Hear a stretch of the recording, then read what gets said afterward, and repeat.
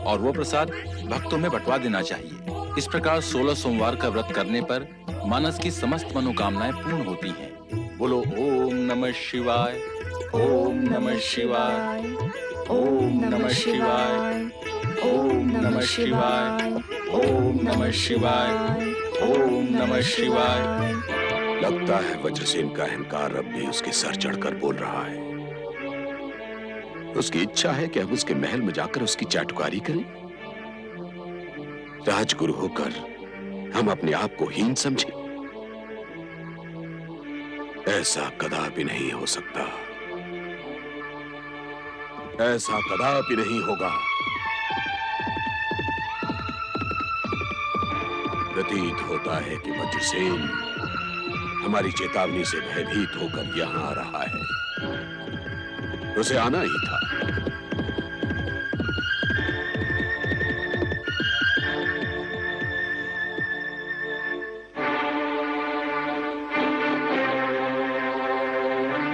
प्रणाम गुरुवर।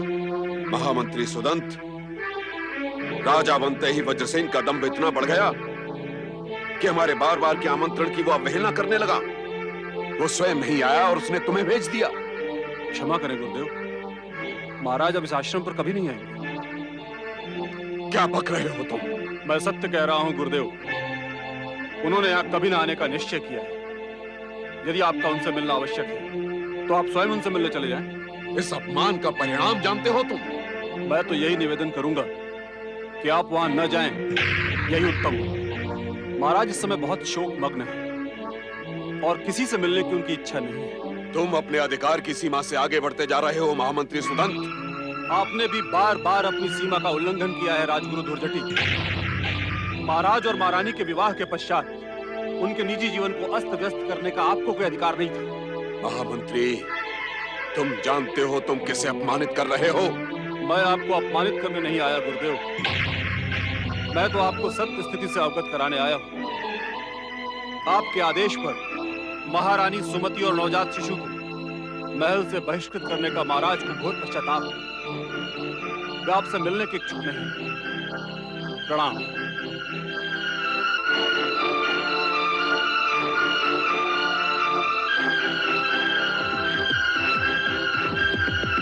सुदंत, तुम और वज्रसेन दोनों मेरे क्रोध के प्रकोप से बच नहीं सकते। शांत हो जाए गुरुदेव, शांत हो जाए। कृपया आप व्यर्थ क्रोध ना करें। इससे आपकी तपस्या और आराधना का पुण्य नष्ट हो जाएगा। मेरे शिष्य होकर तुम मुझे ही उपदेश दे रहे हो। पहले ये बताओ कि मेरी आज्ञा के बिना तुम कहां अदृश्य हो गए थे? ये बताना मैं आवश्यक नहीं समझता महापंडित धुर्जटी।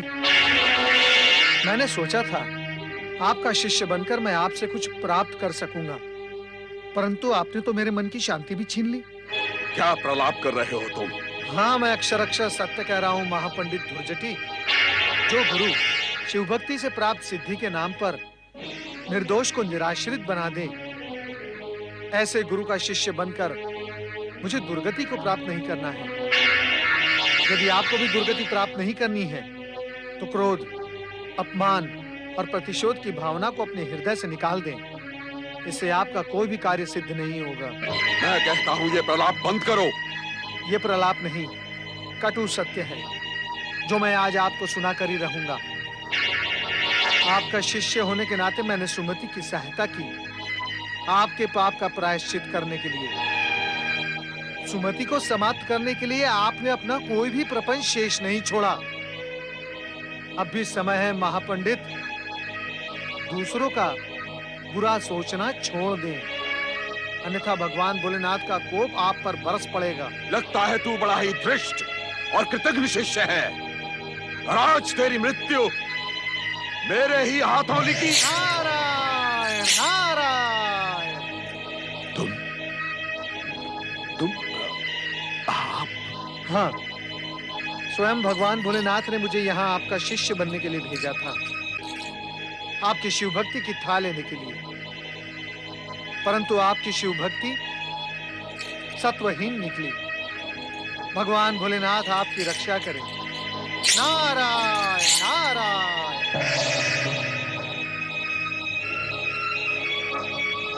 देवर्षि नारद,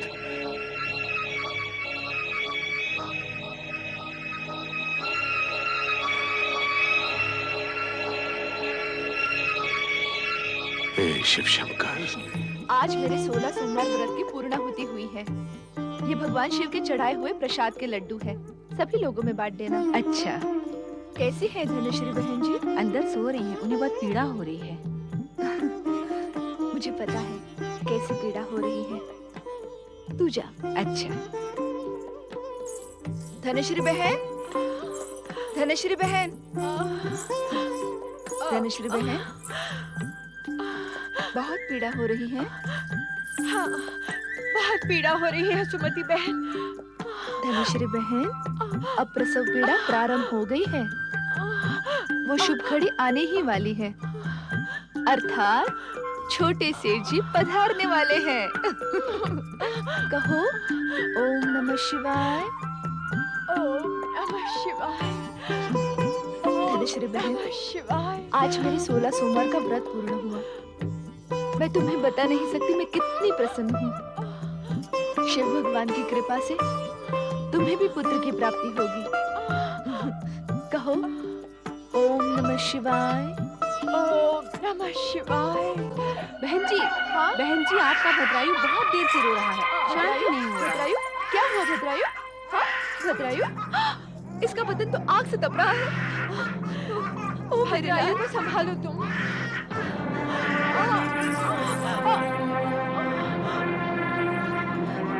मत रो मेरे लाल, चुप हो जा। सुमति बहन, क्या हुआ?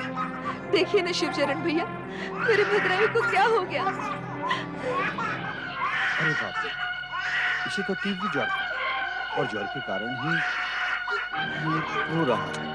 मैं शीघ्र ही वैद्यराज को बुलाकर लाता हूं। चुप हो जा मेरे लाल, चुप हो जा, चुप हो जा मेरे लाल, चुप हो जा। क्यों रो रहा है बेटा? हाँ? क्या हो क्या गया है तुझे बेटा? ना भद्रायु, क्यों रो रहा है बच्चे? ना ना भद्रायु, भद्रायु, भद्रायु, भद्रायु। आज ही तो मेरा 16 सोमवार का व्रत पूर्ण हुआ और भद्रायु, आज तुझे ये क्या हो गया? हे भगवान शिव, क्या मेरे व्रत का यही फल है? हे भोलेनाथ, मुझ पर दया करो भोलेनाथ, मुझ पर दया करो। ओम नमः शिवाय। ओम नमः शिवाय। ओम नमः शिवाय। ओम नमः शिवाय। ओम नमः शिवाय। ओम नमः शिवाय। भद्रायु, बहन सुमति, ये वैद्यराज जी बहुत दूर से तुम्हारे शिशु के उपचार के लिए आए हैं। वैद्यराज जी, मेरे बच्चे को बचा लीजिए। देखिए ना क्या दशा हो गई है। अब तो इसकी सांसें भी धीमी चलने लगी है।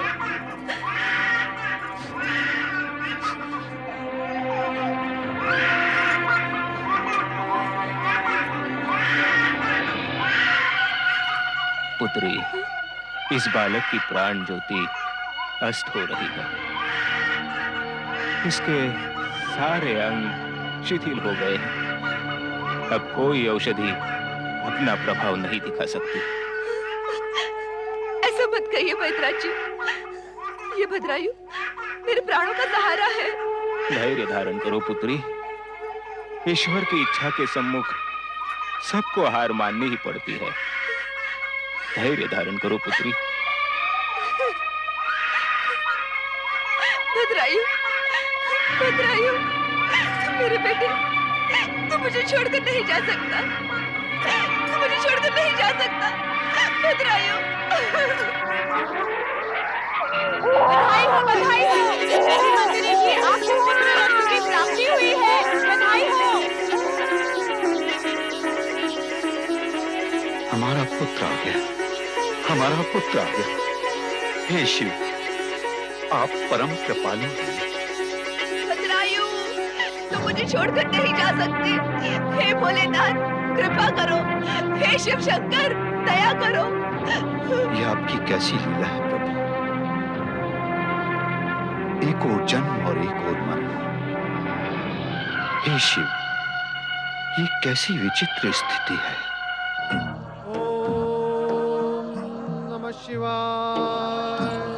प्रणाम माता पार्वती। माता, भगवान भोलेनाथ कहाँ हैं? अपने किसी भक्त की पुकार पर स्वामी अचानक अदृश्य हो गए। उन्होंने मुझे कुछ नहीं बताया।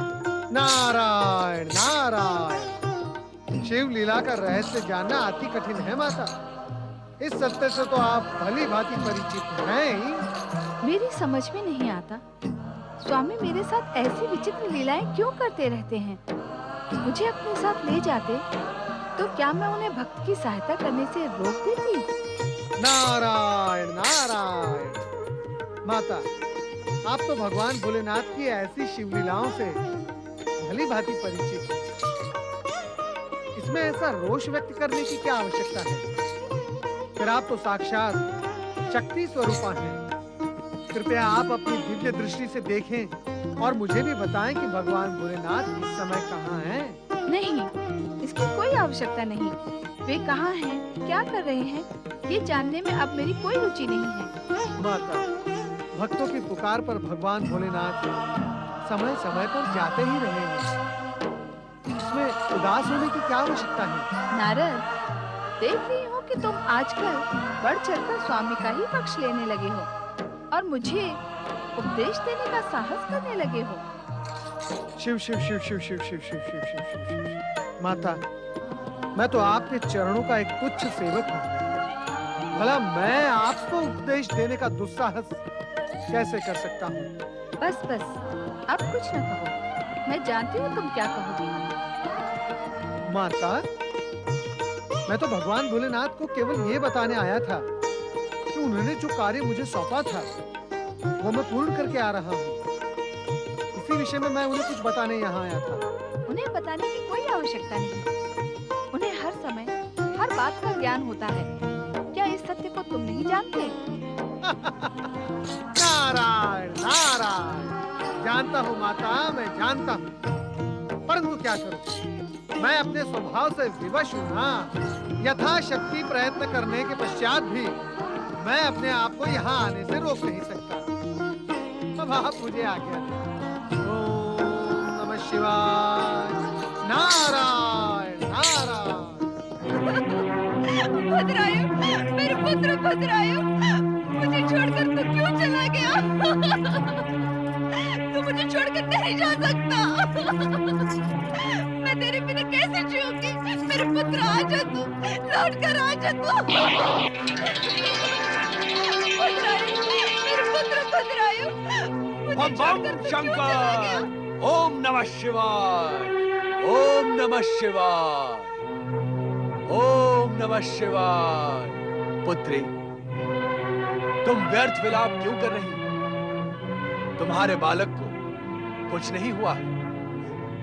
योगी महाराज, मेरा पुत्र भद्रायु मुझे छोड़कर जा चुका है। मैत्रेय जी अभी कुछ देर पहले मुझे बताकर चले गए। ये देखिए ना, ये देखिए ना इसे। शिव पर आस्था रखो पुत्री। कभी कभी जीवित व्यक्ति भी मृत जैसा दिखाई देता है।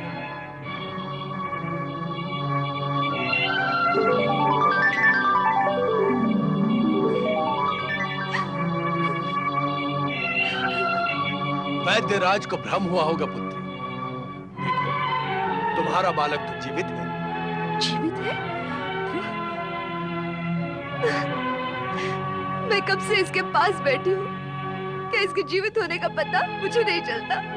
तुम इतनी शोकमग्न हो गई थी कि अपनी सुध-बुध खो बैठी थी।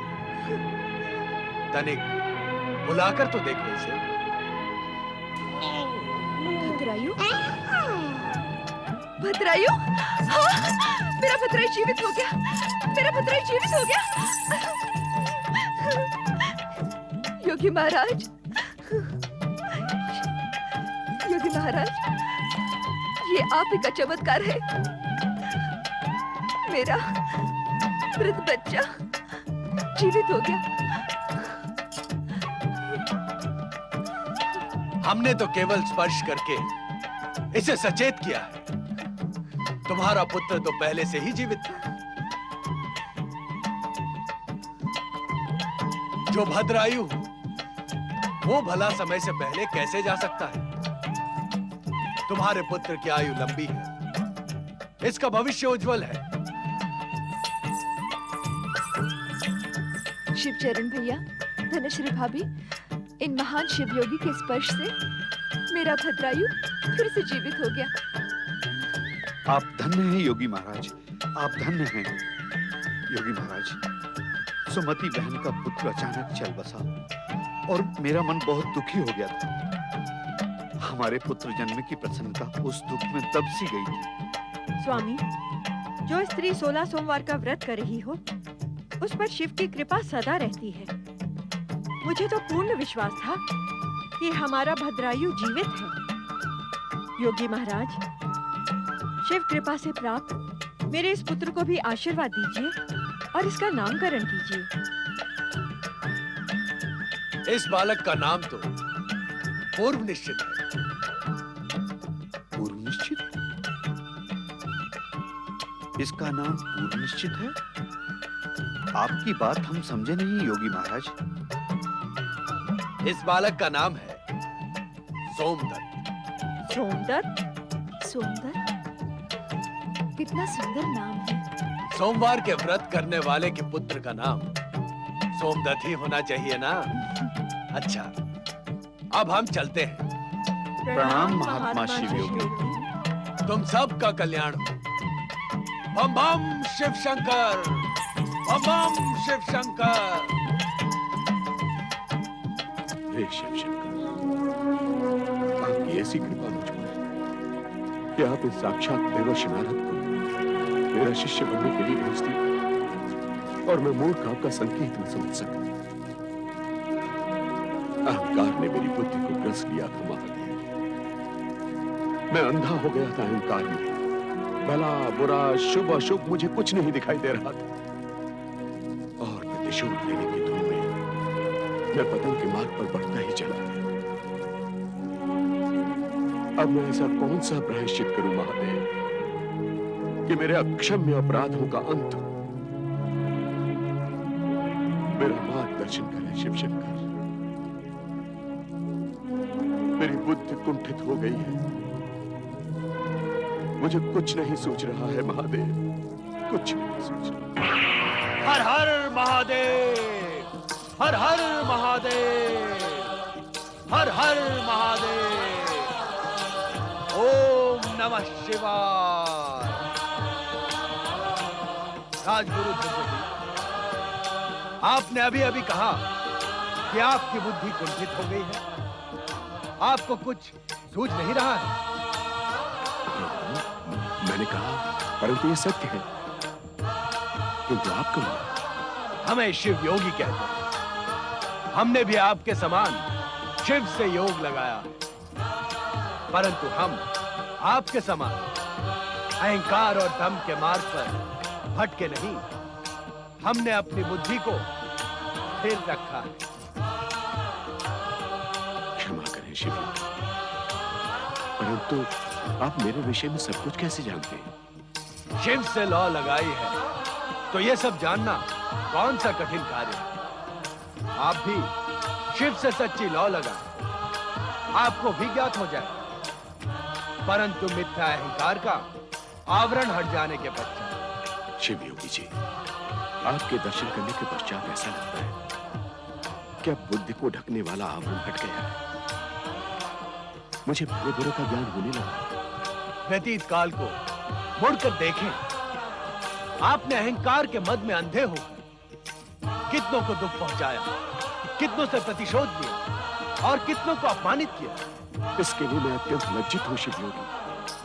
पश्चाताप के शीतल जल से आपके हृदय की अग्नि शांत हो रही है, आपका विवेक जागृत हो रहा है।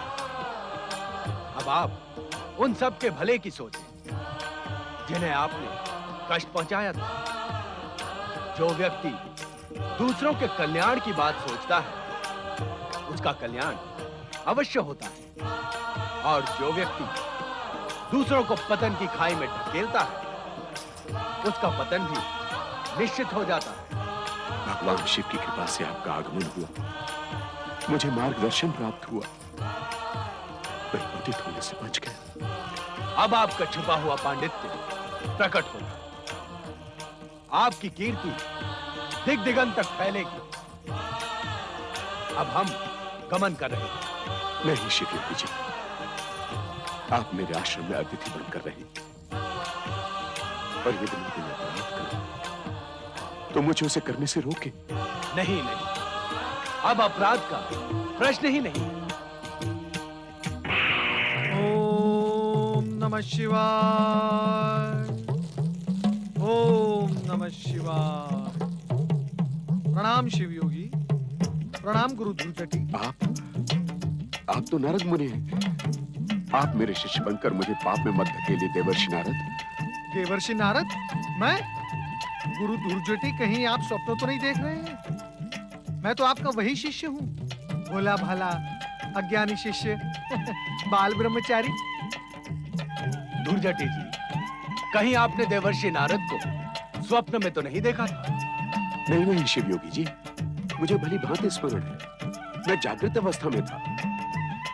देवर्षि नारद ने ब्रह्मचारी का रूप त्याग कर नारद का रूप धारण किया था। कभी कभी आंखों को भी भ्रम हो जाता है गुरुवर।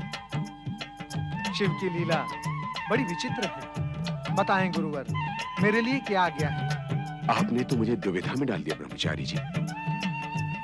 मुझे अभी भी लग रहा है कि आप देवर्षि नारद ही हैं। आप तो मेरे गुरु के भी गुरु के समान हैं। मैं आपको भला क्या आज्ञा दे सकता हूँ? शिव योगी जी, बोलो बाल ब्रह्मचारी। मुझे भी ऐसा लग रहा है कि शिव योगी के वेश में आप भी साक्षात भगवान शिव ही हैं। जिसकी जैसी भावना होती है, उसे अपने भगवान का वैसा ही रूप दिखाई देता है। आप दोनों ने मुझे भ्रम में डाल दिया है। कहीं मेरे आश्रम में भगवान शिव और देवर्षि नारद दोनों एक साथ तो नहीं पधारे हैं? ओम नमः शिवाय। ओम नमः शिवाय, ओम नमः शिवाय, ओम नमः शिवाय, ओम नमः शिवाय, ओम नमः शिवाय, ओम नमः शिवाय, ओम नमः शिवाय, ओम नमः शिवाय, ओम नमः शिवाय, ओम नमः शिवाय,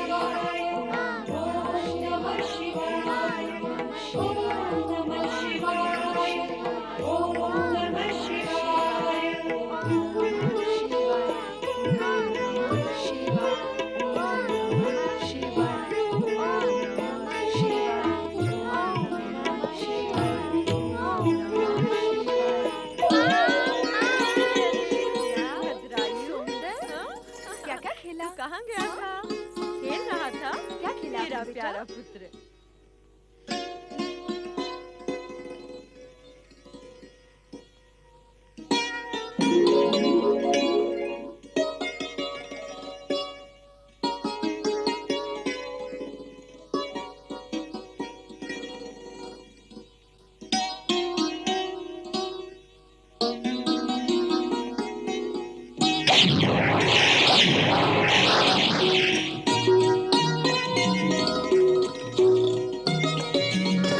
देखा भद्रायु भैया, मेरा लक्ष्य आज भी चूक गया।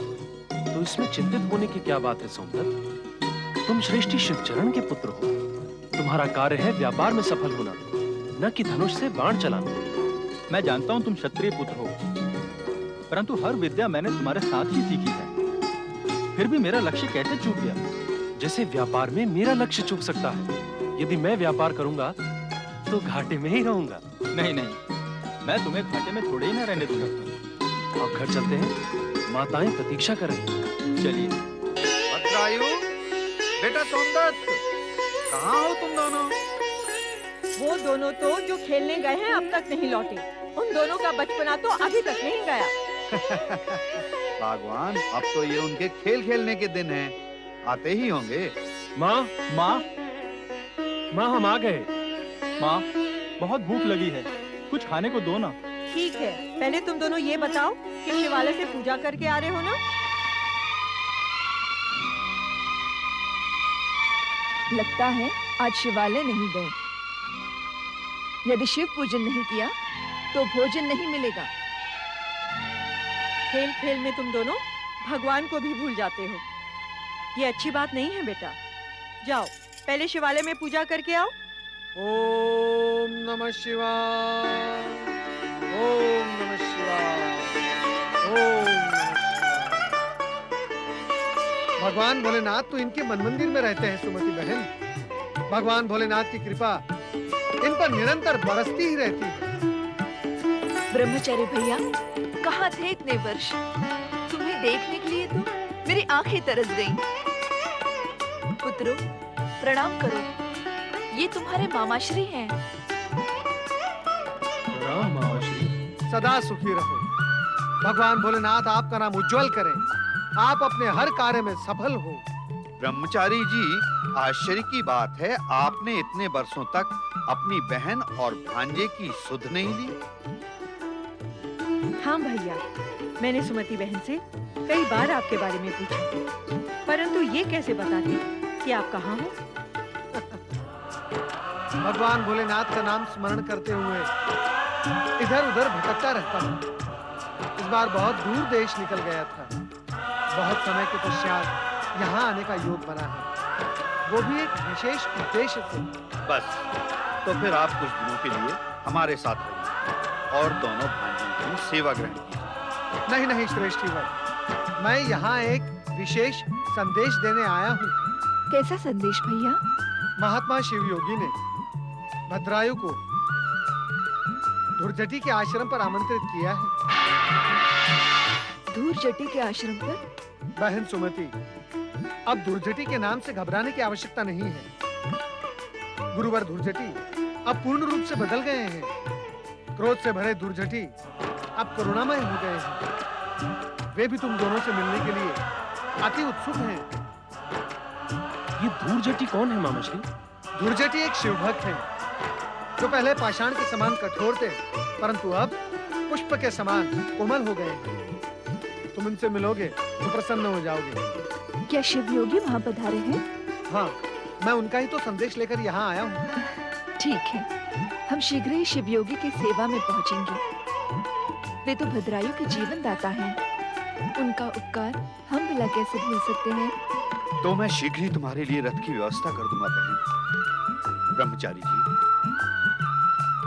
मेरी ओर से शिव योगी महात्मा को निवेदन करना कि एक बार फिर से हमारे घर पधार कर हमारा घर पावन करें। आपका यह संदेश मैं उन्हें अवश्य दूंगा।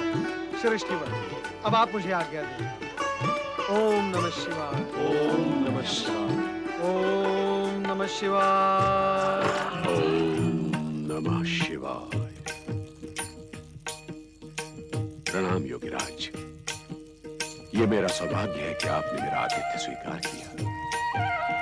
आप में इतना परिवर्तन आ गया है कि अब आपके आश्रम का वातावरण हमें प्रिय लगने लगा है। ये सब आपके आशीर्वाद से ही संभव हुआ है योगीराज। यदि आप बार बार मुझे संबोधित करके उपदेश न देते तो मेरे मिथ्याभिमान का अंकुर नष्ट ना होता और मैं पतन के मार्ग पर बढ़ता ही चला जाता। भूतकाल की बातों का स्मरण करके कोई लाभ नहीं। भविष्य की ओर देखें और उन्नति के पथ पर आगे बढ़ें।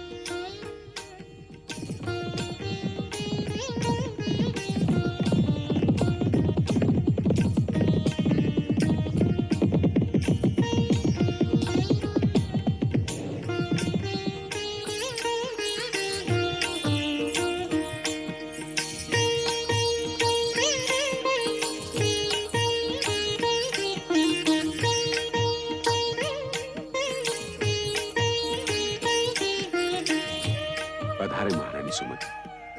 वत्स भद्रायु, धूर्जटी आश्रम में आपका स्वागत है। अब मैं महारानी कहाँ रही गुरुवर? आपकी कृपा से मेरा ये पद तो बहुत पीछे छूट गया। हम पर व्यंग्य बाण न बरसाएं महारानी सुमति। हम अपने किए पर पछता रहे हैं। हमारे हृदय से क्रोध, द्वेष और प्रतिशोध की भावनाएं समाप्त हो गई हैं। मात्र शिव योगी की कृपा से हमारा हृदय स्वच्छ, निर्मल और शिव भक्त से पूर्ण हो गया है। तुम्हारी हर कामना पूर्ण हो, तुम्हें यश, वैभव और अतुल बल प्राप्त हो। आपने हमारा स्मरण किया, हम कृतज्ञ हो गए।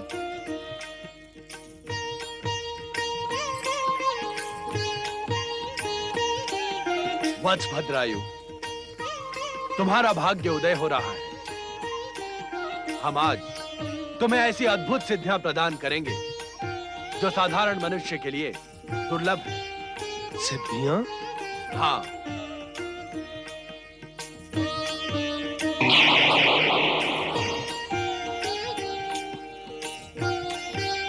वत्स भद्रायु, लो ये शंख। यह चमत्कारी शंख अपनी ध्वनि के ही समान दूर दूर तक तुम्हारे यश का प्रसार करेगा। लो, इसे बजाओ।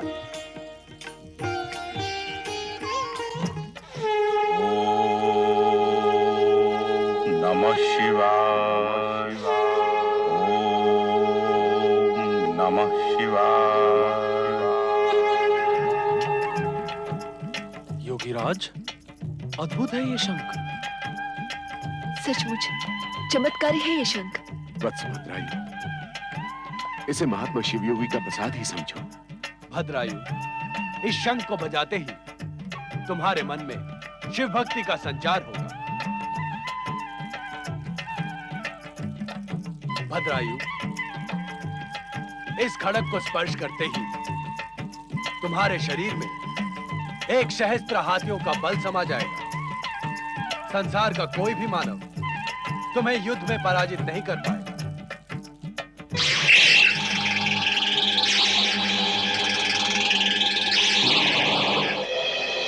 मैं अपने भीतर सहस्त्र हाथियों का बल अनुभव कर रहा हूं प्रभु। आप धन्य हैं योगीराज, आप धन्य हैं। भद्रायु, अपने सहस्त्र हाथियों का बल प्रमाणित करने के लिए जाओ, उस सामने वाले पर्वत पर प्रहार करके उसे टुकड़े टुकड़े कर दो। जाओ। जो आज्ञा योगीराज।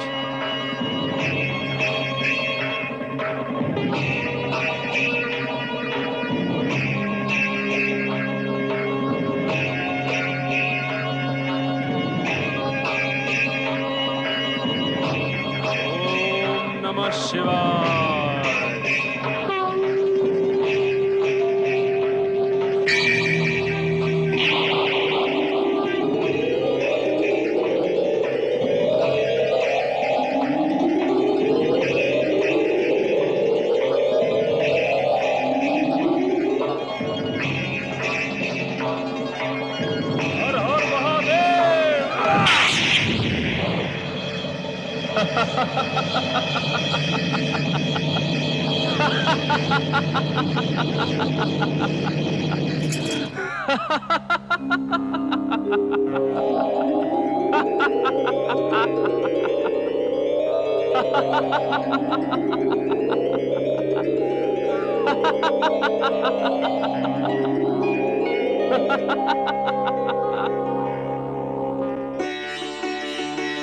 वत्स भद्रायु, तुम सहस्त्र हाथियों का बल प्राप्त करके महाबली हो गए हो। ये सब योगीराज की कृपा है। ओम नमः शिवाय।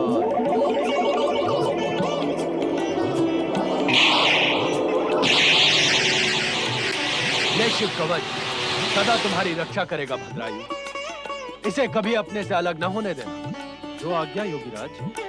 नारायण नारायण। ओम नमः शिवाय।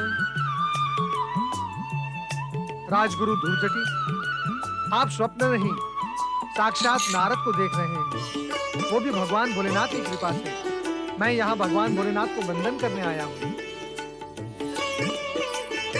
भगवान शिव। भोलेनाथ, अब आप ये शिवयोगी का रूप त्याग कर साक्षात महादेव का रूप धारण करें। हम सब आपके साक्षात दर्शन पाकर धन्य हो जाएंगे।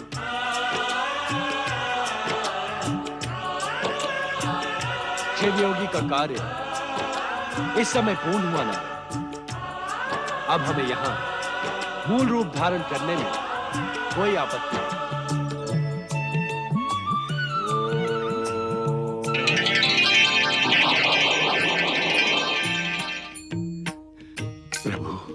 शिव शंकर, भगवान शिव,